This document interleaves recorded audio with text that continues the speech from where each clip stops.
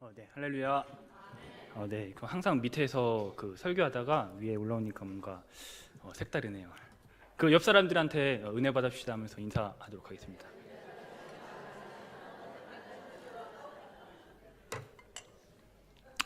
예, 사실 오늘 말씀은 저희가 중고등부가 이제 저희 이제 학부모 초청 예배를 원래 하려고 계획했었는데 현실적으로 좀 여러 가지 문제가 있어가지고 이제 이 말씀을 간직해두고 있다가 언젠가 나중에 기회가 되겠지라고 싶어서 그러고 있다가 이제 주일 3부가 어떻게 돼가지고 이때 그러면 이 말씀 나눠야 되겠다라는 생각이 들었습니다. 특별히 교회학교에 자녀를 두신 분들이나 손자분들 그런 분들을 위해서 그런 분들이 계시면 좀 잘 집중해서 들어주시면 감사하겠습니다.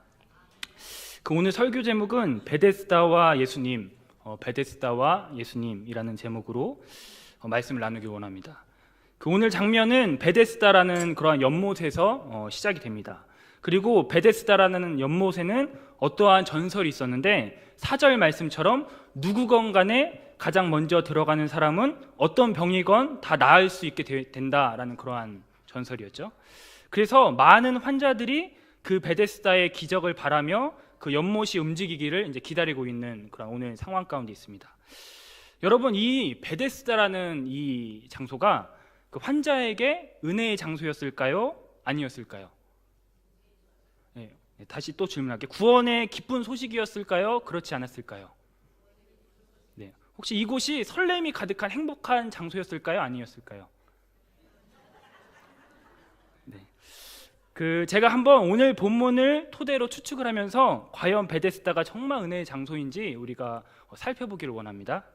첫 번째로 알 수 있는 건 우리가 4절 말씀 우리가 한번 읽도록 하겠습니다. 4절 말씀입니다.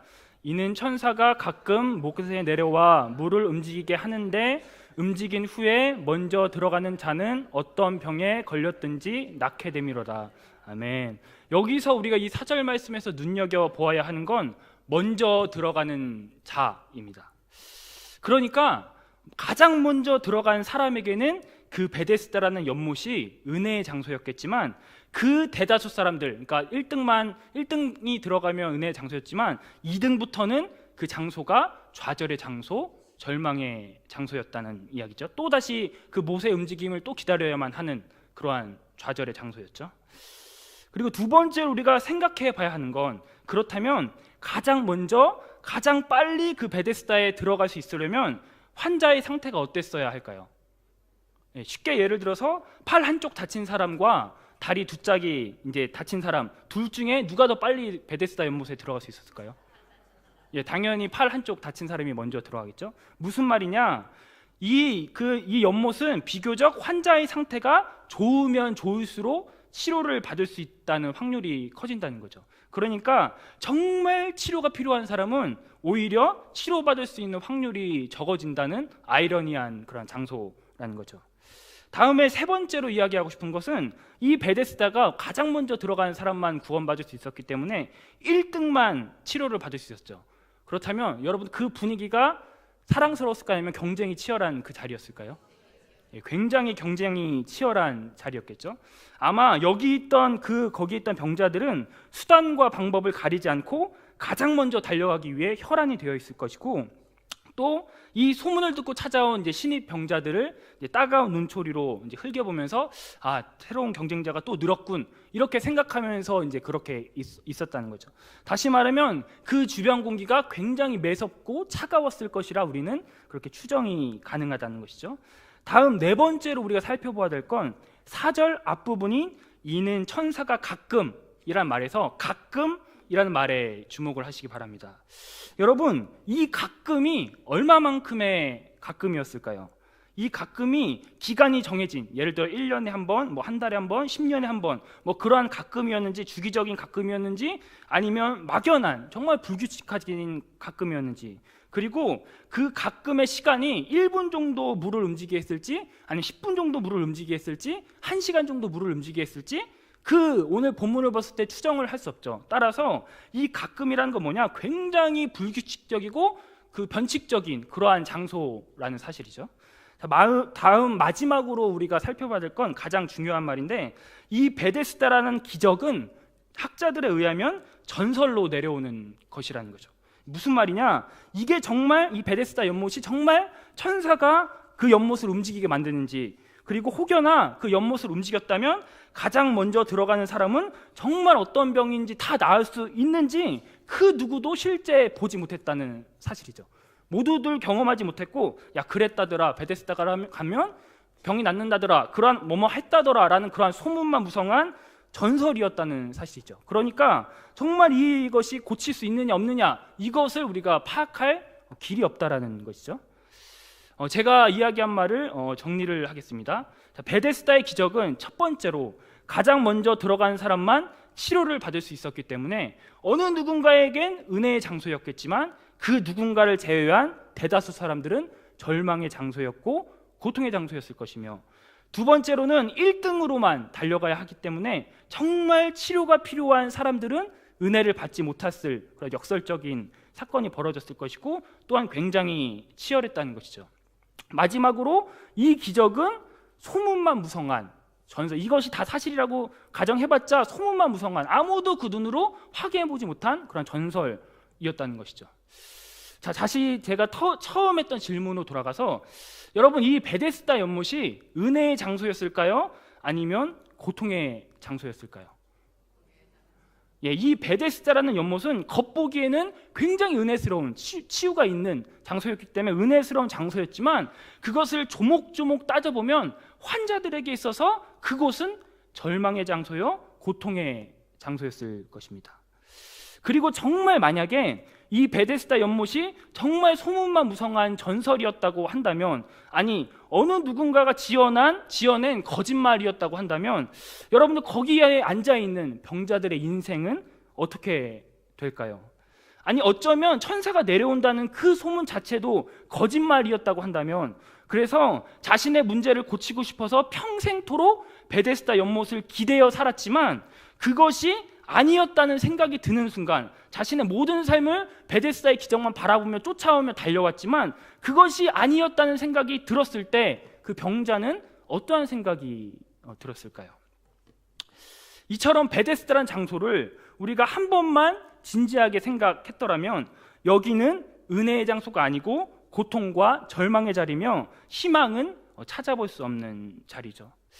그럼에도 불구하고 이 병자들이 베데스다 연못에 있을 수밖에 없었던 이유가 무엇일까요? 그 이유는 그 연못만이 자신의 삶을 구원해 줄 수 있을 것이라고 철석같이 믿었기 때문입니다. 이것이 소문만으로 들었지만, 이것이 전설만으로도 자신이 알고 있었지만, 내가 기대할 수 있는 곳은 오로지 여기, 내가 치유받을 수 있는 곳은 오로지 여기밖에 생각이 들었기 때문에 여기에 있을 수밖에 없다라는 것이죠.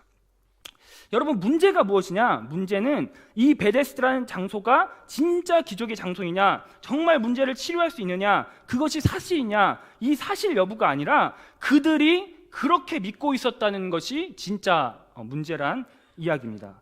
그리고 그들의 눈을 가린 거짓 믿음이 진짜로 치료할 수 있는, 진정으로 우리의 근본적인 문제를 해결해 줄 수 있는 분이 정말 그 예수님이 6절 말씀처럼 내가 낫고자 하느냐라고 물어보시는데, 거기서 그 병자는 아멘, 주님 제가 낫고 싶습니다 라고 이야기하지 않고 7절처럼 이야기한다는 거죠. 여러분 7절의 말씀을 읽겠습니다. 병자가 대답하되 주여 물이 움직일 때에 나를 못에 넣어주는 사람이 없어 내가 가는 동안에 다른 사람이 먼저 내려가나이다. 여러분 참 아이러니하지 않습니까? 여기서 예수님이 실제 병을 고쳐주기 위해서 왔는데 이 병자가 무슨 말을 합니까? 이것을 이야기하면 무슨 말이냐면, 쉽게 말하면 주님 제가 가장 빨리 저 연못에 들어가고 싶어요 라는 말이라는 거죠. 정말로 아이러니하죠.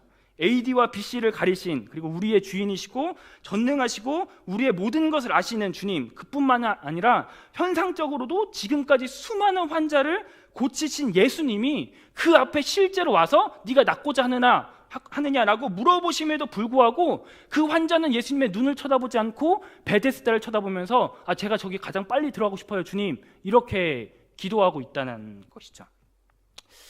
여러분 오늘 본문을 보시면 아시겠지만 결국 38년 된 병자를 누가 고쳐주나요? 결국엔 예수님이 고쳐주시죠. 그런데 문제는 무엇이냐? 예수님께서 8절의 말씀처럼 일어나 내 자리를 들고 걸어가라 하시기 전까지 그 병자는 베데스다만이 자신을 고쳐줄 것이라고 철석같이 믿었다는 사실이죠. 이제 시간은 거슬러 21세기 지금 이 설교를 듣고 있는 우리의 삶의 자리가 됩니다. 여러분, 우리들에게 있어서 이 베데스다라는 장소는 무엇일까요? 우리에게 있어서 은혜스러운 자리 같지만, 겉보기엔 사랑스러운 자리 같지만, 겉보기엔 나의 성공이 보장되어 있는 자리 같지만, 우리가 곰곰이 따져보면 절망의 장소, 고통의 장소, 희망은 도무지 찾아볼 수 없는 장소, 그 베데스다가 과연 우리의 삶 가운데는 무엇이 있을까요? 저는 오늘 그 장소를 바로 세상의 법칙, 자본주의라는 이데올로기로 해석해 보길 원합니다. 여러분, 이 이데올로기는, 세상의 법칙은 오늘 본문에서 나오는 베데스다와 겹치는 게 굉장히 많습니다. 우선 첫 번째로 둘 다 1등만 생각을 하죠. 그리고 두 번째로 그로 인해서 치열한 경쟁 구도를 만들어내죠. 그리고 세 번째로 돈을 많이 벌면 잘 살 수 있다, 공부를 열심히 하면 성공할 수 있다 라는 소문만 무성한 사상을 제공함으로써 그 사상에 우리가 그것에 매달리게 만들고 믿어버리게 만든다는 거죠. 그래서 실제 예수님이 우리 앞에 나타나셔서 내가 진정 낫고자 하느냐라고 물으셔도 예수님을 쳐다보지도 않고 우리가 세상의 연못의 움직임만을 바라보며 예수님의 말을 귓등으로 한 귀로 듣고 한 귀로 흘리는 사건들이 발생한다는 것이죠. 여러분, 정말 진정으로 예수님만이 우리들의 근본적인 문제를 해결해 주실 수 있을 것이라 그렇게 믿고 있나요? 정말 진정으로 예수님만이 우리의 구원자이시며 우리의 치료자라는 사실을 정말 믿고 계시나요?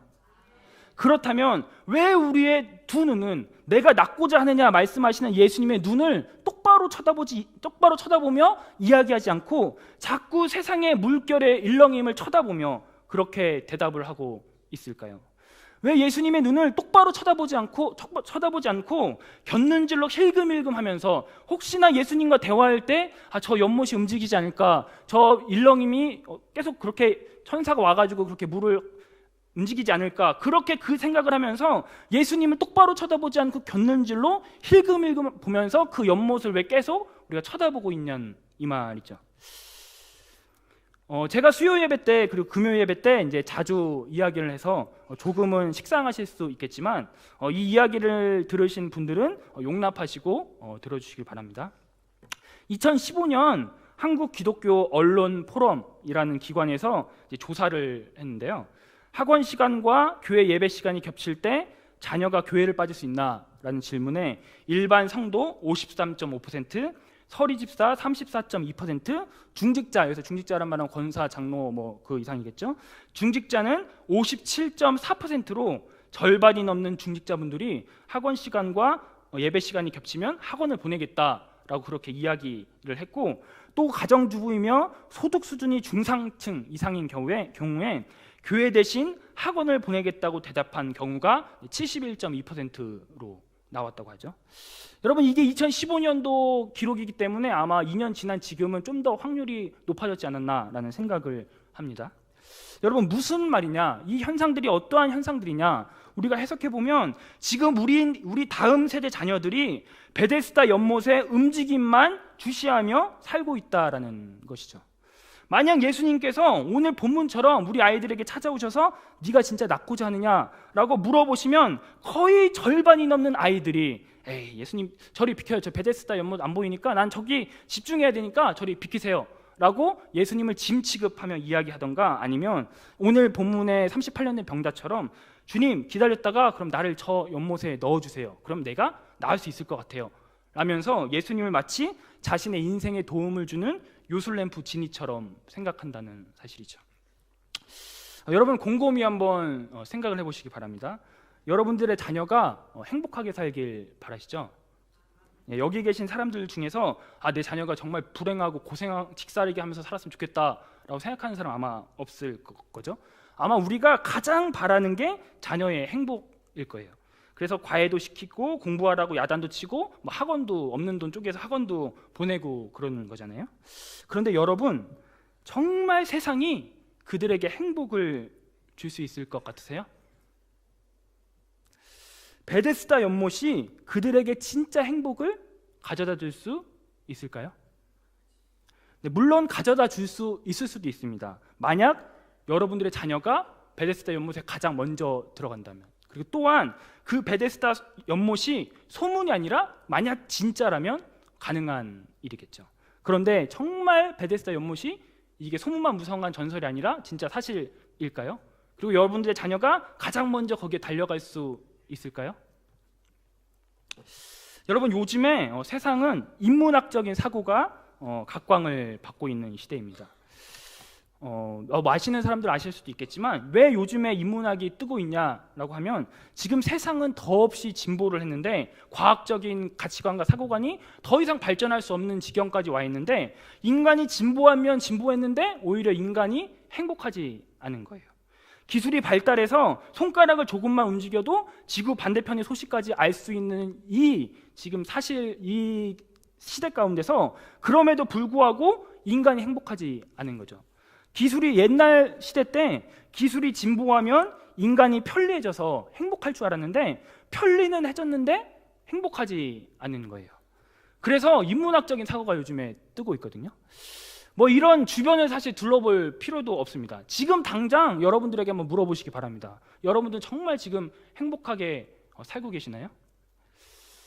인문학적인 사고로 그래서 사람들이 돌아가서, 그렇다면 정의란 무엇인가, 인간이란 무엇인가, 행복이란 무엇인가, 나는 누구인가 라는 인문학적인 사고를 통해서 행복을 이제 고찰하려고 하는 게 요즘의 추세입니다. 그런데 여러분들, 제가 생각하기에 이러한 인문학적인 고찰도 반드시 실패합니다. 왜냐하면 이런 인간이 인문학적인 사고가 발전해서 행복을 정의낼 수 있다고 해도 그 행복의 정의가 곧 자신에게 행복감을 가져다 준다는 보장이 안 되기 때문이죠.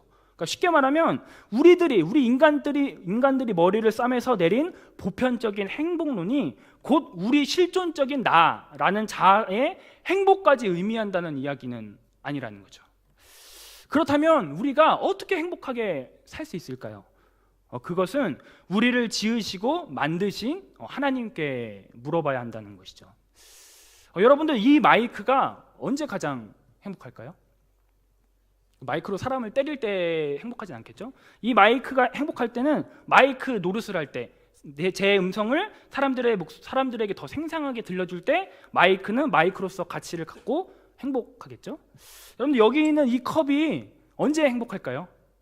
이 컵 안에 주스나 물이나 여러 가지 내용물들이 담겼을 때 이 컵은 그 존재로서의 가치가 증명되기 때문에 행복하다는 것이죠.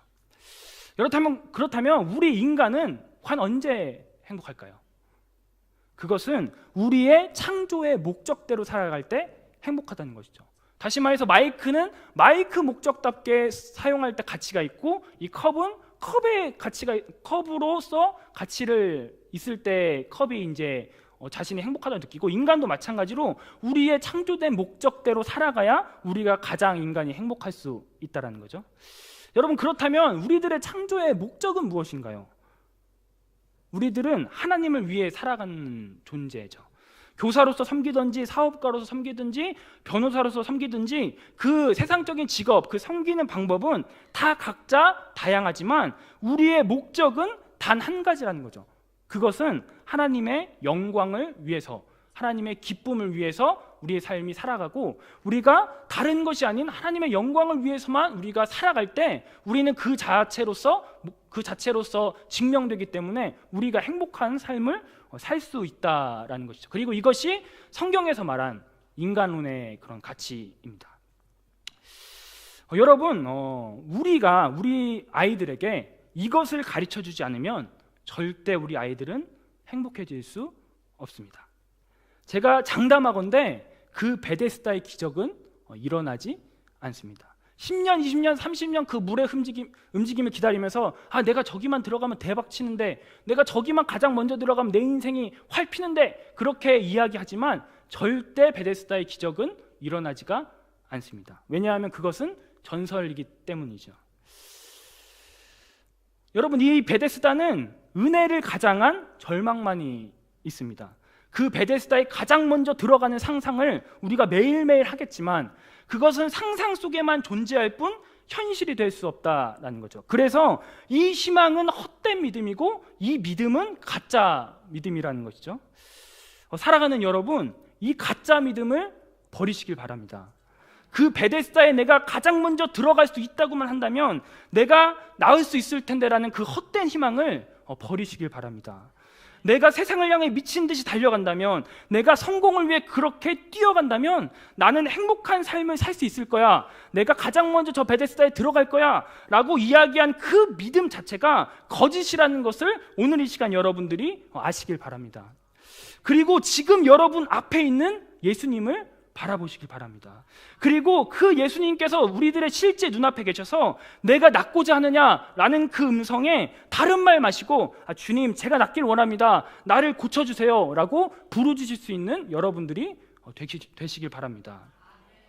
지금 우리가 우리의 인생에서 가장 필요한 것은 베데스다의 연못을 움직이는 게 아니라, 그 물이 움직일 때 가장 빨리 들어가는 것이 아니라 그 베데스다를 바라보는 눈길을 거두고 우리 앞에 있는 예수님을 바라보는 거죠. 우리를 지으시고 우리를 만드시고 우리보다 우리 자신을 더 잘 아는 예수님께 돌아갈 때 우리가 비로소 행복감을 느낄 수 있고 우리가 비로소 근원적인 문제를 치료할 수 있다는 것을 오늘 본문이 이야기하고 있는 것이죠. 그럴 때 우리가 예수님께 달려갈 때 우리가 38년 동안 고치지 못했던 우리의 근본적인 병을 고칠 수가 있는 거예요. 우리가 예수님께로 돌아갈 때 우리 안에 샘솟는 진정한 평화와 행복을 얻을 수 있다라는 것이죠. 그것이 요한복음 14장 27절 말씀처럼 평안을 너희에게 끼치노니 곧 나의 평안을 너희에게 주노라, 내가 너희에게 주는 것은 세상이 주는 것과 같이 아니하니라 라고 이야기한다는 거죠. 여기서 이 말에서 중요한 것은 세상이 주는 것과 같지 않다라는 거죠. 여러분, 세상이 주는 평안은 뭔가요? 우리가 돈이 많을 때, 우리가 자녀들이 잘 자랄 때, 내가 원하는 것들을 이룰 때, 그때 그 평안이죠. 그러니까 그 평안은 환경에 의해서 좌지우지 된다라는 거죠. 그래서 이것을 하나님께서는 세상이 주는 것과 같이 아니하니라라는 이 말은 우리 이 실제 진짜 평안은 환경에 의해 좌지우지되는 평안이 아니라 정말 환경을 초월해서 우리 안에 평안을 준다. 이것이 바로 예수님이 이야기하시는 것이죠. 그리고 이것이 바로 38년 동안 고치지 못했던 그 병을 근본적으로 해결해 줄 수 있는 그런 치유책이라고 오늘 본문은 이야기하고 있는 것이죠. 사랑하는 갈릴리 성도 여러분, 여러분 또는 여러분들의 자녀가 행복하게 살길 바라시나요? 그러면 예수님을 만나게 해주시길 바랍니다. 세상을 그만 쫓아가게 해주세요. 여러분들도 지금까지 세상을 엄청 쫓았잖아요. 그런데 여러분 지금 행복하세요? 아닌 거 여러분들도 잘 아시잖아요. 여러분들도 나름 열심히 세상을 향해 달려왔는데, 그런데 행복하지 않았는데 우리 자녀들은 뭐 다를 게 있을까요? 물론 죽어라 세상을 향해 달려가면 삶의 질이 지금보다 조금은 더 좋을 수 있겠죠. 하지만 그런 삶의 질이 행복을 가져다 줄 수 있다는 보장은 되지 못합니다. 자신을 가혹하게 혹사하면서까지 가져온 그 삶의 질이 과연 우리를 행복으로 이끌 수 있을까요? 여러분도 곰곰이 한번 생각을 해보시기 바랍니다. 여러분들이 만약에 예를 들어 중고등부 시절 때 여러분들이 원했던 행복은 좋은 대학교를 가는 거겠죠. 그래서 이제 좋은 대학교를 가요. 그럼 행복하나요? 아니요. 그 행복은 또 뒤로 도망가서 내가 좋은 직장을 가지면 행복하겠지라고 싶겠죠. 그럼 자신이 원하는 좋은 직장을 가요. 그럼 행복할까요? 아니요. 그 행복은 또 뒤로 가서 내가 조금만 더 연봉을 좀 쌓으면 행복할 텐데 라고 싶겠죠. 그럼 또 연봉을 또 쌓아요. 그럼 행복할까요? 아니요. 그 행복은 또 뒤로 도망가서 내 자녀가 좀 더 내 자녀가 공부 열심히 하면 좋겠다 라고 이렇게 한다는 거죠. 무슨 말이냐? 우리가 세상의 행복을 쫓으면 그 행복은 계속 우리의 발맞춰서 뒤로 도망가면서 우리를 기만한다는 거죠. 그래서 우리는 죽을 때까지 행복할 수가 없는 거예요. 왜냐하면 행복은 계속 도망가니까. 이것이 세상이 말하는 행복이라는 거죠. 여러분, 여러분들의 자녀가 이 잡을 수도 없는 이 행복, 이 계속 뒤로 도망가면서 우리를 놀리며 기만하는 이 행복을 찾기 위해 그렇게 자신의 모든 것들을 포기하면서까지 그렇게 달려가길 원하시나요? 절대 그 행복을 가질 수가 없습니다. 우리들은. 왜냐하면 이 베데스다 기적은 소문으로만 존재하는 것이기 때문이죠. 사랑하는 여러분, 진정한 행복은 하나님께 있습니다. 정말 여러분들 그렇게 믿으시나요? 예수님이 우리를 고쳐주실 수 있다는 그 믿음, 여러분들이 정말 그렇게 믿고 있나요? 정말 여러분들 그렇게 믿으신다면 여러분들의 자녀가 예수님을 만날 수 있도록 가정에서 힘써 주시길 바랍니다. 정말 믿으신다면 야, 너 공부 좀 해. 내가 열심히 너를 위해 기도할 테니까 너는 공부만 열심히 해. 예배 안 와도 돼. 내가 열심히 대신 너를 위해 기도할게. 이런 말이 아니라 정말 예수님을 만약에 우리 자녀들이 만나지 않는다면 설령 그렇게 해서 좋은 대학 간다 하더라도, 좋은 데 취직한다 하더라도 그의 인생은 결코 행복할 수 없어요. 왜냐하면 행복은 계속 뒤로 도망가기 때문이죠. 여러분, 오늘 본문처럼 언제 움직일지도 모르는 그 베데스다를 바라보며 누워있는 병자의 인생이 될 수도 있습니다. 우리가 만약에 예수님을 만날 수 있도록 하지 않는다면. 여러분들, 제가 중고등부 전도사인데요, 그 일주일 내내 제가 아이들 생각하면서 사실 그 기도도 하면서 설교를 작성을 하거든요. 그런데 정말 아이들이 바뀌는 것 자체가 참으로 쉽지가 않더라고요. 이제 가면 갈수록 점점 이제 아이들이 조금씩 줄어들고, 그리고 시험 기간 되면은 거의 웬만해서 아이들이 안 오거든요. 그래서 내가 어떻게 해야 될까 많이 이제 사실 고민을 하는데요. 근데 여러분들에게 부탁하는 것은 무엇이냐? 제가 생각을 해보면 저는 일주일에 딱 한 번 1시간 아이들을 만나요. 그렇지만 여러분들은 매일 만나잖아요, 가정에서. 그렇기 때문에 제가 아무리 날고 귀고 막 그렇게 열정적으로 이야기해도 가정에서 받쳐주지 않으면 아이들이 신앙적으로 세워나가는데 참으로 어렵더라고요. 여러분, 우리 정말 갈릴리 교회 다음 세대가 정말 일어나기를 원하시나요? 정말 우리 아이들이 행복하게 신앙생활 하면서 그렇게 살기를 원하시나요? 만약 그렇다면 세상을 향해 달려가는 그 걸음을 멈추고 예수님께로 돌아올 수 있게 여러분들이 가정에서 힘써 주시길 바랍니다. 사랑하는 여러분, 오늘 이 시간 여러분들이 결단하시길 바랍니다. 여러분들의 인생은 어디에 달려있나요? 베데스다 연못에 달려있나요? 아니면 예수님께 달려있나요? 여러분, 만약에 진짜 예수님께서 우리들의 눈 앞에 나타나셔서 내가 낫고자 하느냐라고 물으실 때 여러분들은 뭐라고 대답하실 건가요? 네, 주님, 내가 낫길 원합니다 라고 대답하실 건가요? 아니면 예수님을 짐 취급하면서 예수님 연못 안 보이니까 저리 비키세요, 저 도와주지 않을 거면 그냥 제 시야에서 사라지세요 라면서 이야기하실 건가요? 여러분, 오늘 본문을 가만히 생각을 해보시기 바랍니다. 반드시 기억해야 하는 건 38년 된 병자를 예수님이 고쳐주셨다는 사실입니다. 그 오랜 기간 동안 못 고쳤던 그 병을 예수님을 만나자마자 그 즉시 바로 자리를 들고 일어나셨다는 그 사실을 여러분들이 아시길 바랍니다. 여러분들의 자녀가 정말 행복하기를 바라신다면, 정말 여러분들의 자녀가 정말 신앙생활 잘하고 싶길 원하신다면 세상을 쪼는 발걸음 대신 세상은 결코 그들을 치료할 수 없죠. 몇십 년 동안 계속 달려와도 예수님의 한 방에 바로 치유가 될 수 있는 오늘 본문처럼 우리가 세상을 향해 열심히 달려가는 그 걸음을 멈추고 우리가 예수님께만 초점을 맞출 수 있다면 우리들의 근본적인 문제는 금방 해결될 것입니다. 여러분들 믿으시나요? 말씀을 마치길 원합니다. 참으로 부족하지만 저희 입술을 통해서 오늘 설교를 듣고 있는 저와 여러분들에게 예수님께서 물으실 것입니다. 내가 정말 낫고 싶으냐? 내가 정말 행복하고 싶니? 너 정말 행복하게 살고 싶니? 라고 물을 때 여러분들은 무엇이라 이야기하겠습니까? 바라기는 베데스다를 바라보는 우리들의 시야가 예수님께로 고정되고 예수님의 눈을 또렷이 쳐다보면서 주님, 내가 낫고 싶습니다. 내가 행복한 삶을 살고 싶습니다. 주님, 이제 제가 헛된 베데스다의 기적을 바라지 않겠습니다. 내가 오직 주님만 바라보겠습니다 라고 결단할 수 있는 저와 여러분들이 되길 바랍니다.